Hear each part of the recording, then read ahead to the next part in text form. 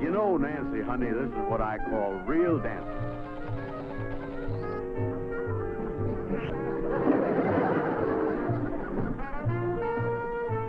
You know, honey, we're all wrapped up in each other.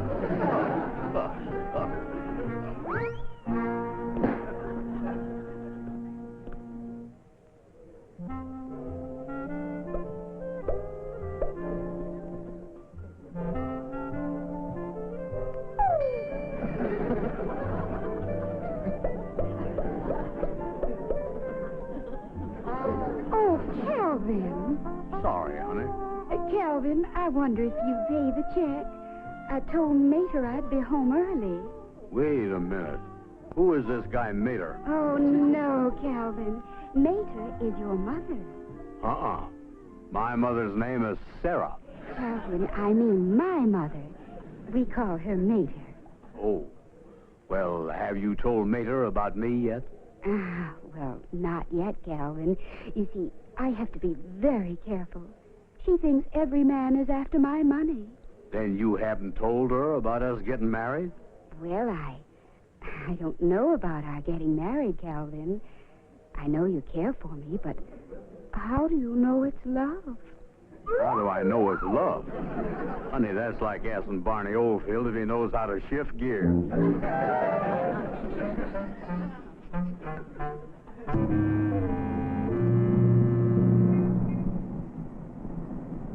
Drink to me only with thine eyes, and I will pledge with mine.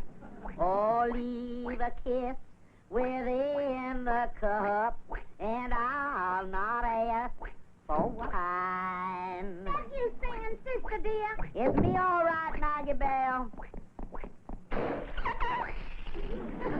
Oh, my. You know something.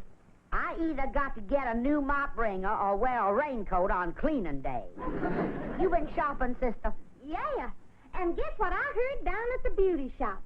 That Calvin Burnside is getting married to Nancy. Ha! What does a young girl like that see in him? I haven't any idea, but I know what he sees in her. Her money. Isn't that disgusting? Marriage for money? That never works out, Sister Dear. Yes, I know how terrible I felt when dear, sweet Montgomery turned out to be a deadbeat. We should have known he was nothing. When at the wedding, the clothing store repossessed his morning coat right off his back going down the aisle. They said at the beauty parlor that Nancy's mother is worth $200,000. $200,000? I don't think she's going to take too kindly to a son-in-law who gets his wardrobe from the Salvation Army.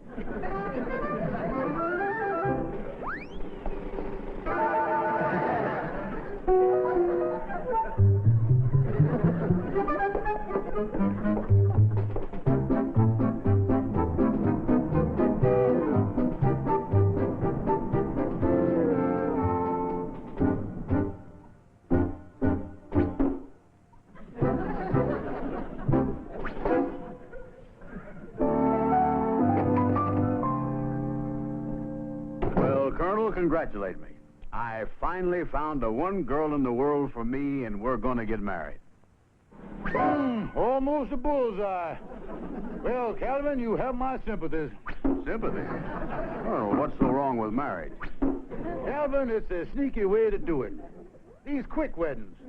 You meet the gal one day, you're engaged the next. From then on, they're so busy planning the wedding, you can't talk to her. Then the day before the marriage, you can't see her at all. And when you do marry her, she's wearing a veil. Well, what's wrong with all that? Calvin, have you ever gone into a grocery store to buy a honeydew melon? Sure. Well, marriage is just like buying a melon, without the privilege of squeezing it before you take it home. Yeah, well, I'm not worrying about that. With me and Nancy, it's the real thing. And, Colonel, you are the first one I'm inviting to the wedding. I don't want any part of it. She's a wonderful girl. You can leave me out. She's loaded with money. Calvin, shake hands with your best man. Well, that's generous of you. Of course, the only thing is, Nancy's mater doesn't want her to marry anyone who's after her money. Yeah, that might throw a monkey wrench into the matrimonial machinery. Calvin, let me tell you something. You need someone on your side. Someone who has your interest at heart. Someone who is crafty, underhanded, and who would stop at nothing to get their hands on that money. Yeah, but I don't know anyone like that. Calvin, you've heard the expression that you can't see the forest for the trees. Well, right now, you are standing in the shade of the biggest weeping willow that ever grew.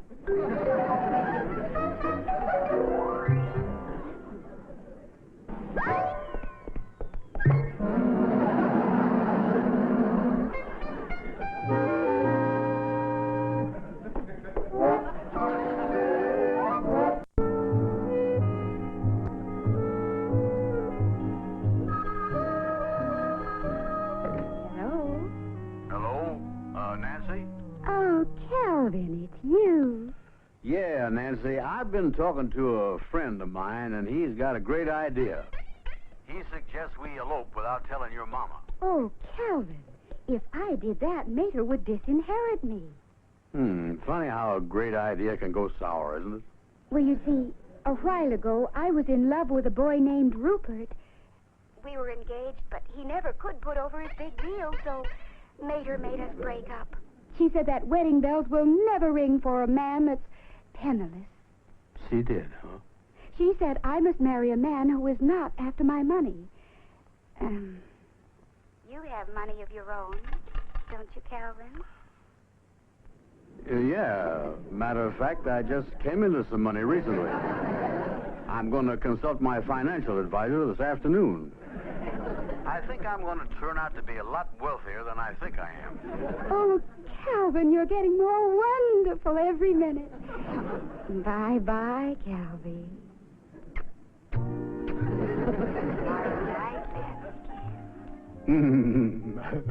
Oh, bye-bye, honey.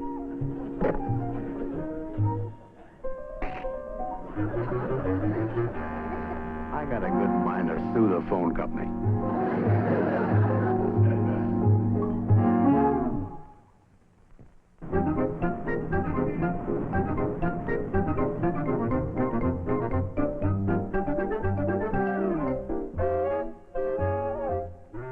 Calvin, did you say we are due at the hotel at 7? That's right. Colonel, you think meeting Nancy and her mater for dinner is a good idea? Oh, certainly. They'll give us an opportunity to put on the dog. Yeah, but I'm nervous. I'm not too familiar with those high society manners. Now, you just watch the old colonel, son. I'll show you how to really put on the Ritz. I'm putting on my top hat, putting on my shirt studs, polishing my nails. I don't understand it, and I'm only half his age.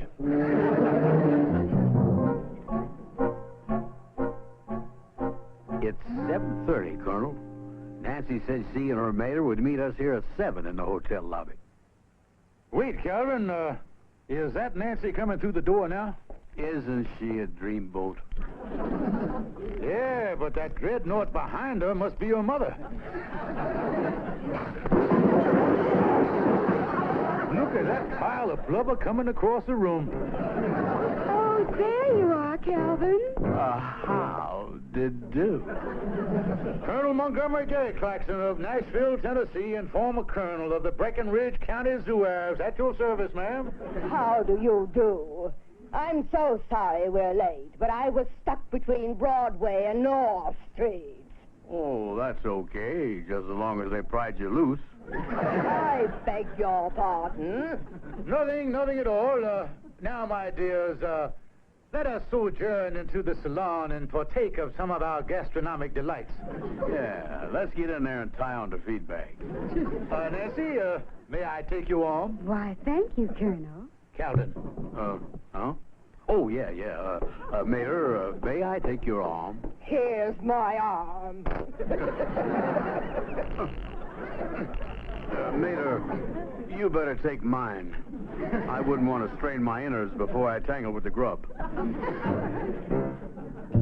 Ah, bonsoir, monsieur. May I help you, please? The Calvin Burnside, 44. Oui, monsieur. Right this way, please.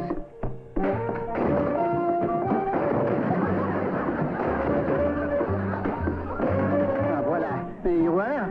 Your waiter will be with you in one moment. Nancy, you sit here. I will sit beside you, and Maida, you sit across from me. You better drag over 3 more chairs. As you say, monsieur. And Pierre, tell the waiter to hurry it up. I'm starved. Oui, madame. Colonel, I understand you are Mr. Burnside's financial advisor. Well, I do operate behind the scenes. And Mr. Burnside, you must be very wealthy to have someone just to look after your money. Oh, yeah, when it comes to being filthy rich. I guess I'm just about as dirty as anyone. Well, Nancy, Mr. Burnside is quite different from that penniless Rupert fellow you were going with. No, Mater. Yes, sir, ma'am. Mr. Burnside had a big year last year. Of course, when it comes to stocks, he concentrated on metals. And while the steels were good, he did have a little trouble with the coppers. Yeah, they had me down at the station house 3 or 4 times. I'm afraid you'll have to excuse Mr. Burnside. Ever since he got his head caught in the bank vault door, he refers to the New York Stock Exchange as the station house. Oh, I see. There's the music. Would you care to dance, Nancy? No, I'd love to, Colonel. Calvin. Oh, yeah. Mater, would you care to get up and waddle the light fantastic with me? I'd love to.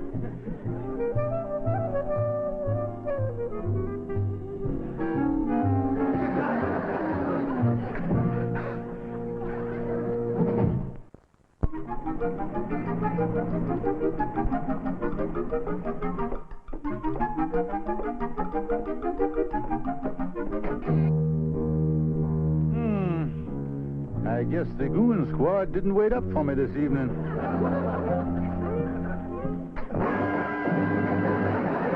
On second thought, I guess they're wide awake.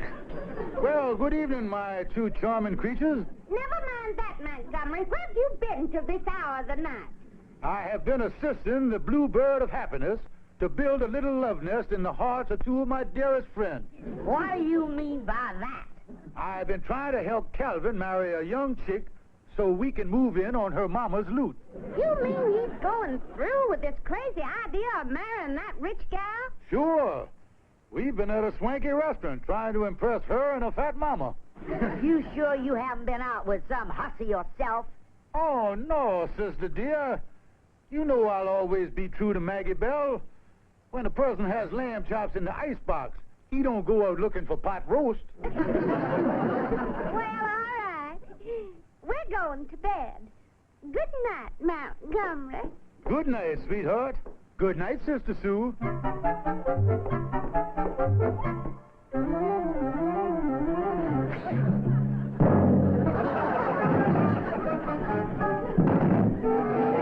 Now, what was that for? I missed you when you came in. I'm just trying to correct my hook.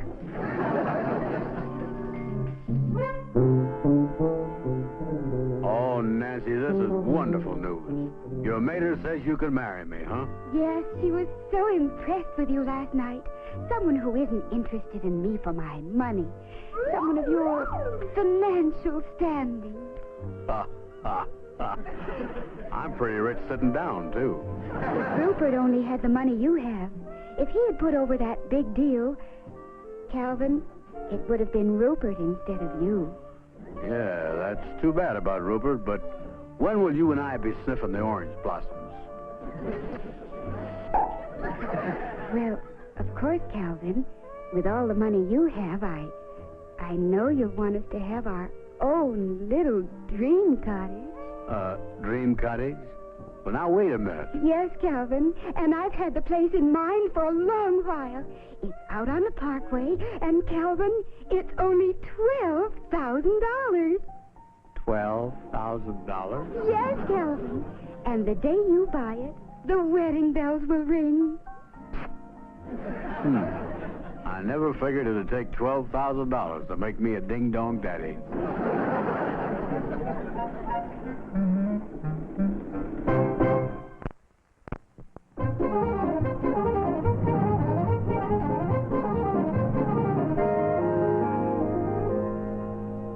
Yes, sir, Mr. Meikle. That's the information I wanted. Yes, sir. Thank you, sir. We understand. Yes, sir. Goodbye. Well, Calvin, that was Mr. Meikle that built the house Nancy wants out on the parkway. Yeah? Yes, sir. He wants $12,000 for the house. He says he needs the money badly, but he is willing to take $5,000 down payment. Oh, my. Where in the world are we going to get $5,000? And if we don't, Nancy won't marry me, and I'll miss out on all that money. After all, Rupert missed out because he didn't have any money. Now, Calvin, we've got brains. There must be a way. If we just put on our thinking caps... I just had a hot flash. Calvin, my brain is really on fire. We'll go to the bank and real estate loan. Yeah, a real estate loan. That's a good idea. Then, Calvin, you can buy the house and marry Nancy. Yes, sir. Colonel, you are really cooking. I don't know when I've had such a hot idea. Come on, let's go down to the bank while I'm all steamed up.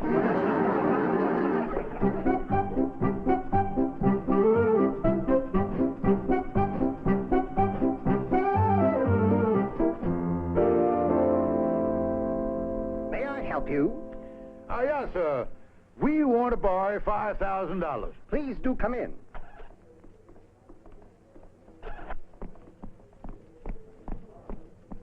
Have a seat, gentlemen. Prompt, courteous service is our motto. Now, just what do you want to borrow this money on? A $12,000 house. Well, if you have a house valued at $12,000, we should be able to loan you $5,000 with no trouble. Now you're talking.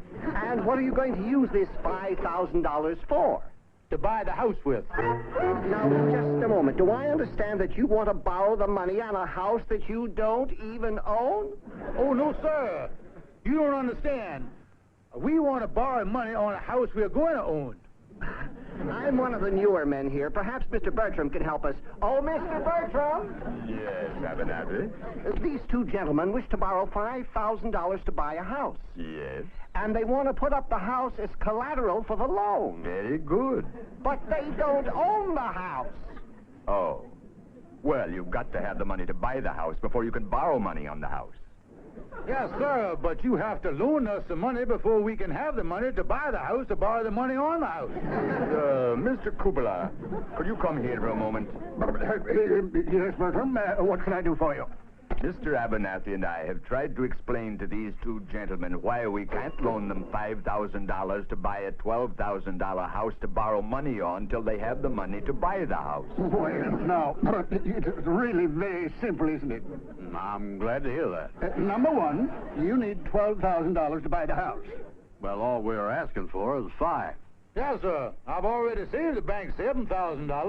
Look, you want to borrow $5,000, but first you need $12,000 to buy the house. You talked us into it. Give us the $12,000. No. Something wrong? Abernathy, ask Mr. Doozy if he would please help us. Oh, Mr. Doozy, could you help us a moment, sir? gentlemen. Mr. Doozy is the president of the bank. G.A. Doozy at your service, gentlemen. Well, sir, we desire to borrow $5,000. $5,000 on a $12,000 house. Fine collateral. But, Mr. Doozy, they don't own the house. What they really need is $12,000. But all we are asking for is $5,000, which saves the bank $7,000. Excellent. I'll write you an okay for a cashier's check. Make it out to Calvin Burnside. But, Mr. Doozy. Gentlemen, anytime my bank can save $7,000 on one deal. Oops. What's the matter, Mr. Doozy? Gentlemen, I've worked for 18 years to establish this bank. I carefully selected my most worthy associates. And now, Mr. Burnside, after talking to you for just 5 minutes, do you know what I'm going to do? I'm taking my whole hand-picked staff and going back into the used car business. Come, gentlemen. How do you like that, Colonel? Come on, Calvin, we can take a hint. Let's take our business elsewhere. What are we going to do now, Colonel? We can't give up. I'll go home and get Maggie Bell's pearl necklace and hock it. You sell your automobile. I'll hock Sister Sue's mink coat. You cash in your annuity. And we ought to have the $5,000. Colonel, you're a financial wizard. We should never have gone to that bank in the first place. You're right, Calvin. We showed them how they could save $7,000, and they treated us like a couple of bums. Come on, Calvin, let's go before the hock shop's closed. $4,995, 96, 97, 8, 9, $5,000. There you are, Mr. Meikle. The $5,000 down payment. Fine. And here's the deed to the house. You understand it's $100 a month until the balance is paid. Oh, we understand. Oh, yes, I'm in the real estate business myself, you know. Well, I'm glad we could make a deal. I've had this house for sale for 6 months. It's been a very important sale for me. Yes, sir. It's been important to us, too, Mr. Meikle. Well, good day, gentlemen. Good day. Goodbye. Well, now, Calvin, we have the house. This will satisfy Nancy and her mater. Yeah, and tomorrow those wedding bells are going to ring.